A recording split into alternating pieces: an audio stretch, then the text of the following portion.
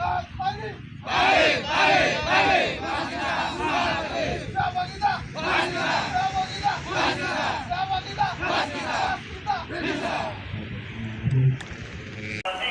warahmatullahi wabarakatuh. Balik lagi di channel Raden Agung, channel yang mungkin nggak ngapa-ngapain, unfaedah untuk sebagian orang. Kali ini saya akan menge-share dan akan sedikit mewawancarai beberapa staff di proyek kita. Jadi tadi pagi kita sempat lakukan safety morning, cuma memang nggak terdokumentasi untuk perekaman atau video ya. Nah, nanti kita akan share aja sedikit foto sama ada beberapa video di zona yang lain. Ada tadi pas gel-gel kita share, dan nanti kita juga ada ke ruang pelaksana juga atau superintendent, punggawa-punggawa lapangan seperti apa sih pekerjaannya. Dan memang kita di setiap pagi itu kita ada yang namanya toolbox meeting general yang kemarin sudah saya sampaikan. Toolbox meeting general ada, terus atau TBM general, TBM induk. Terus di site sebelum kita ada pekerjaan, kita akan ada toolbox meeting atau TBM khusus pekerjaan. Dan di setiap hari Sabtu kita ada namanya safety morning. Kalau safety morning kita lebih fokus ke tentang safety-nya ya, tentang K3, tentang apa saja sih, tentang kiat-kiat apa saja K3, tentang himpunan-himpunan apa saja, tentang kisi-kisi K3, tentang pembenahan sistem dan lain sebagainya yang ada di lapangan. Kita evaluasi dalam seminggu yang sudah kita lakukan. Tapi kalau untuk terkait dengan TBM atau toolbox meeting itu terkait dengan pekerjaan. Contoh, kalau TBM general atau general TBM atau TBM induk, kita membahasnya itu lebih condong ke pekerjaan di hari ini apa, lokasi-lokasi mana saja, dan pekerjaannya apa saja, manpowernya butuh berapa, yang sudah diperhitungkan, yang sudah dischedulekan di hari-hari sebelumnya, terkait concreting, terkait pengecoran, itu seperti itu ya. Tapi untuk TBM yang khusus di site, kita hanya ngobrolnya terkait pekerjaan yang akan kita jalankan, metodenya seperti apa, bahan yang dibutuhkan sudah ready atau belum, kita checklist ulang. Terus ada lagi kita ngobrolin pekerjaan ini nanti durasinya berapa, manpowernya terkait dengan endurance atau ketahanannya seperti apa, cek kesehatan sebelum bekerja. Apalagi pekerjaan kita lebih banyak ke pekerjaan di ketinggian ya. Jadi memang di sini resikonya memang high risk, sangat-sangat very high risk. Memang sebenarnya kita kalau resiko itu kita bisa preventif. Kalau kita ngomongin secara awam ya kalau memang adanya accident atau insiden, selagi kita bisa preventif, selagi kita menjalankan SOP dengan baik dan benar, setidaknya itu akan mengurangi resiko-resiko yang akan terjadi yang sudah kita perhitungkan. Kalau memang ada resiko yang memang benar-benar pure accident atau insiden, ya Allah alam, itu kembali lagi ke Allah Subhanahu Wa Taala. Kita hanya bisa pasrah, yang penting kita sudah berusaha, kita sudah berikhtiar, kita bertawakal. Ikhtiar kita dalam bentuk apa? Ikhtiar kita ya dalam bentuk pemenuhan SOP yang ada di proyek kita ini untuk diimplementasikan di lapangan. Kadang teman-teman loh Pak, kalau mau kecelakaan ya kecelakaan saja karena itu udah takdir. Iya, kalau kita ngomongin takdir memang iya, itu memang sudah ada garisnya, sudah ada takdirnya. Setidaknya kita yang tadi saya sampaikan itu preventif, langkah-langkah preventif kita. Kenapa kok dibuat SOP? Apalagi SOP pekerjaan, SOP K3, schedule dan lain sebagainya, itu biar tertata terkait mutu, terkait safety, terkait biaya juga, terkait manpower, terkait semuanya itu sudah diimplementasi, sudah dischedulekan sudah dirangkum jadi satu dalam bentuk SOP dan harus diimplementasikan di lapangan. Nah, jika tidak diimplementasikan nanti akan mendapat teguran dari pihak kami. Ada safety lapangan yang menegur, ada officer yang menegur, nanti akan bersurat teguran pertama, teguran kedua, sampai pengeluaran atau kita off-kan ABM atau vendor tersebut, atau juga kita punishment. Biasanya di sini ada inspektor dari TNI, itu akan jika ada yang melanggar melanggar yang ringan-ringan, dia akan dikenakan push up biasanya. Ya itu juga kita apresiasi juga, itu sangat bagus sekali. Walaupun banyak pro dan kontra di situ, kadang pekerja, Pak lu saya udah bekerja, saya udah capek, saya kok dihukum fisik. Tuh, gunanya kita menghukum fisik bukan kita dengan kekerasan, tapi dengan olahraga ringan seperti push up, seperti apa namanya jongkok, apa namanya sit up, itu seperti itu.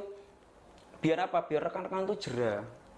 Di sisi lain kita juga mereedukasi lagi kepada rekan-rekan yang melanggar. Apa sih kesalahan bapak-bapak ini, kok kenapa sampai mendapat punishment?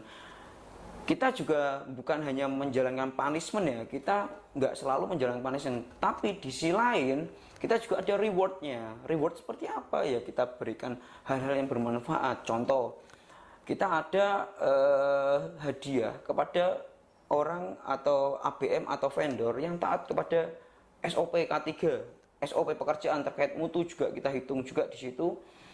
Kita kasih kayak piagam, kayak sertifikat. Jadi sertifikat tersebut di sistem kami ada namanya CHI-SMS. Nah, CHI-SMS itu kalau memang sudah mendapat penghargaan dari satu proyek, pekerjaannya sudah tuntas dan hasilnya excellent atau bagus tanpa ada pelanggaran dan lain sebagainya, itu sertifikat itu bisa digunakan untuk di next proyek atau proyek yang lainnya, tapi masih dalam lingkup kita ya, masih dalam lingkup PT kami, perusahaan kami gitu. Itu juga mungkin bisa di beberapa perusahaan itu juga bisa menjadi sertifikat penunjang untuk vendor, bahwa ini loh bukti kalau kami tidak pernah melanggar, sehingga kami mendapat sertifikat tersebut. Nah di sini juga kemarin kita nggak tebang pilih terkait dengan SOP, maupun itu staff, pegawai, karyawan, vendor, ABM, buah mandor dan lain sebagainya. Kita nggak bisa tebang pilih wah ini mandor harus dikasih hukuman ringan, ini karyawan harus enggak. Kita di sini sama rata. Di sini kita berbeda bendera, memang kita berbeda bendera dengan Sapkon, dengan mandor atau dengan vendor, tapi di sini kita tujuan yang sama, yaitu apa? Tujuan di suatu proyek itu kan progres tercapai, zero fatality accident kan gitu.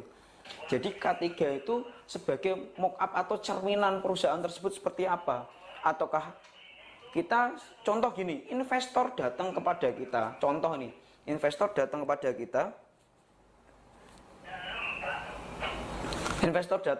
kita, lihat K3-nya seperti apa. Jangan sampai uang investor itu buat membackup kecelakaan kerja. Walaupun di dana K3, di perusahaan ada dana K3 ya, cuma kan dana-dana tersebut juga dari investor atau dari owner atau dari pihak-pihak yang lainnya. Kita harus menumbuhkan kepercayaan kepada investor atau kepada pemberi kerja, bahwa di tempat kami sebisa mungkin kita akan capai zero accident atau zero fatality accident. Biar apa?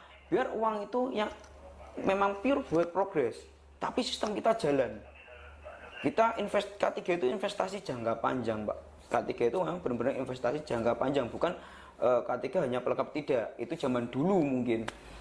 Zaman sekarang kita nggak bisa seperti itu, karena di sini juga ada peraturan terbaru Permen 21 tahun 2019 tentang rencana keselamatan kerja. Dari PU juga ada 1970 tentang keselamatan kerja, yang buku saku kita seorang safety harus mengetahui buku undang-undang tersebut. Oke, kali ini saya bersama Pak Ari Prasojo, ini Administration Officer zona 4 di CCTW, Pak. Apa kesan dan pesan Bapak terkait safety atau K3 di CCTW ini, Pak? Terima kasih Mas Agung. Penerapan K3 di zona 4 CCTW 2 ini saya pikir cukup bagus.